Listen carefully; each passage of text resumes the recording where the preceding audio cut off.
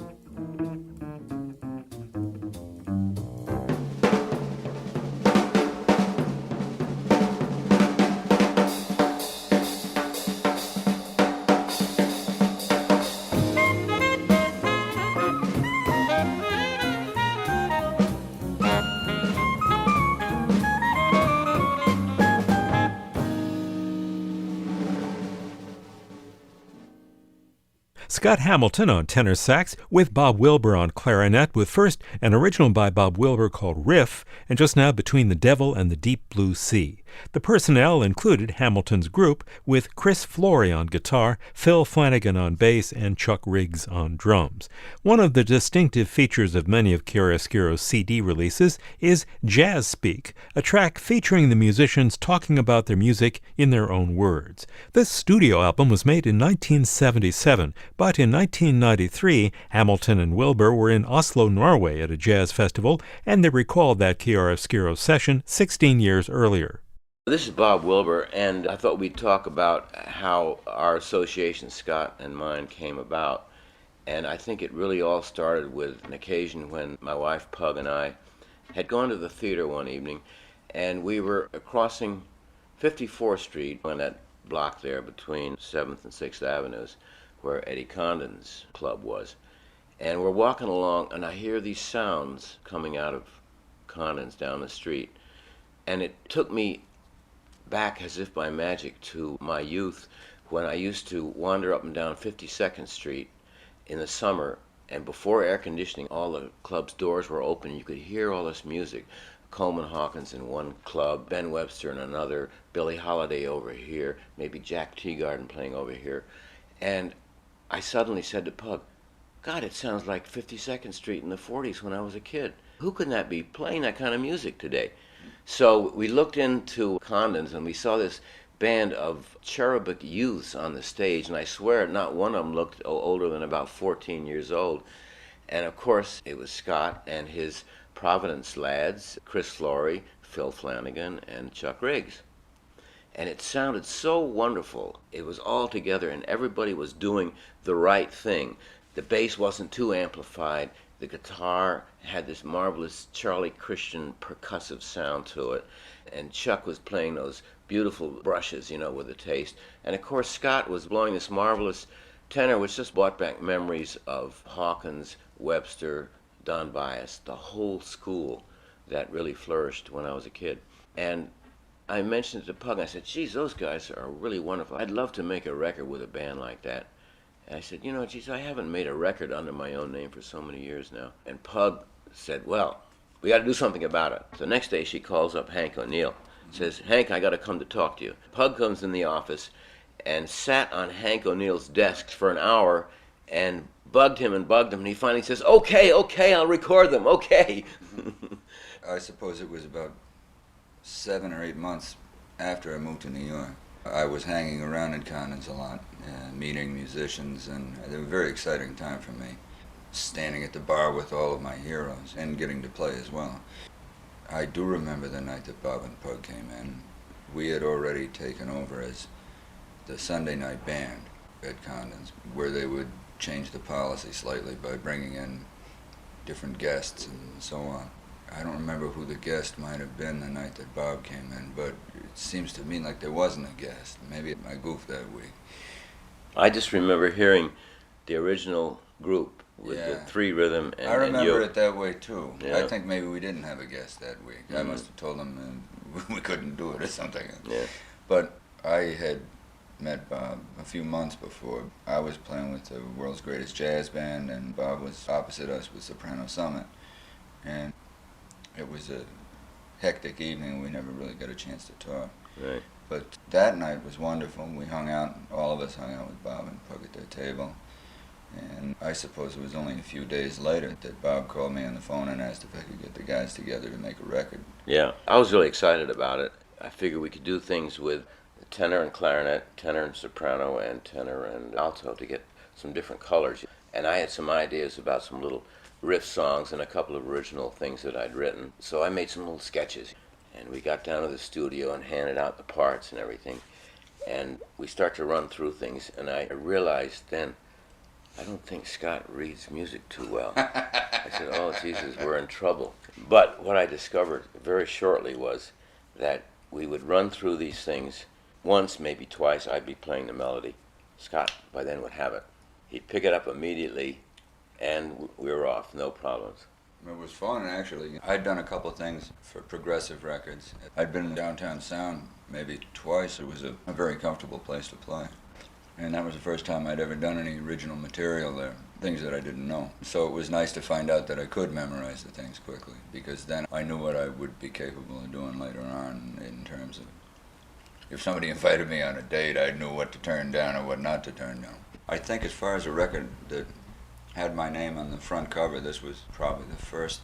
Now here's more from Bob Wilbur and the Scott Hamilton Quartet, starting with the Sammy Cahn-Julie Stein standard Time After Time, then a Bob Wilbur original, Jonathan's Way.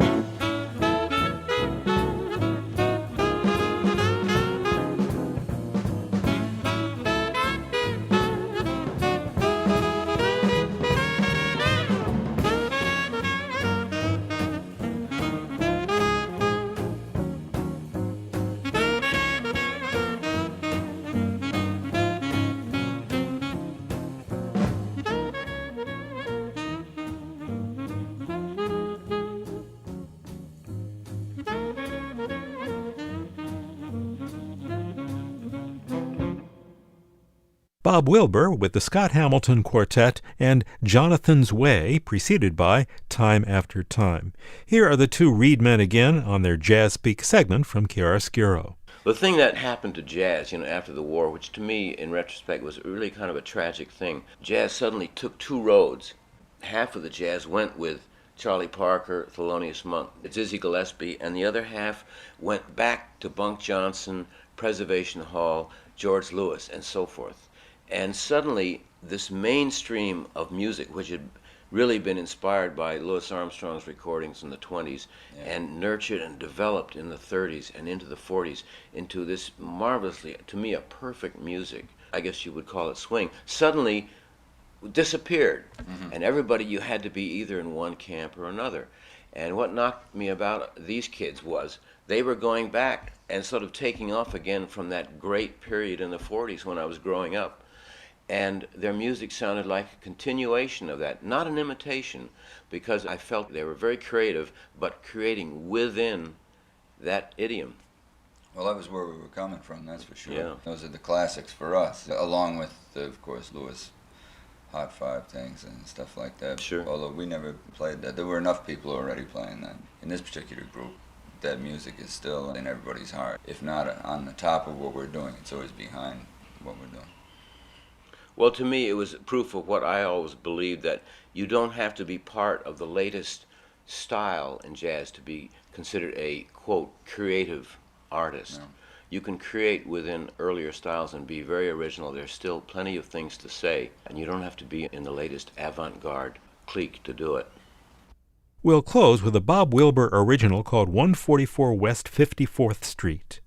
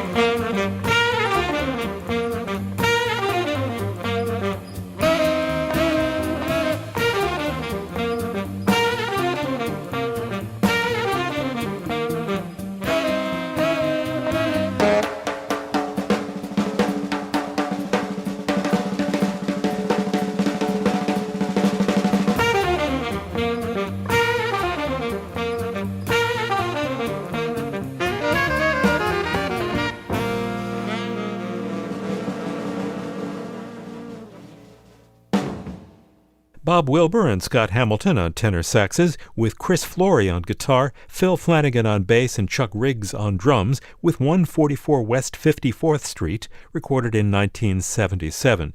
This music, as well as the full Jazz Speak, are available on the album Bob Wilber and the Scott Hamilton Quartet on Chiaroscuro Records. For more information, go to chiaroscurojazz.org. The music is available on CD, as a download, and streaming on Spotify.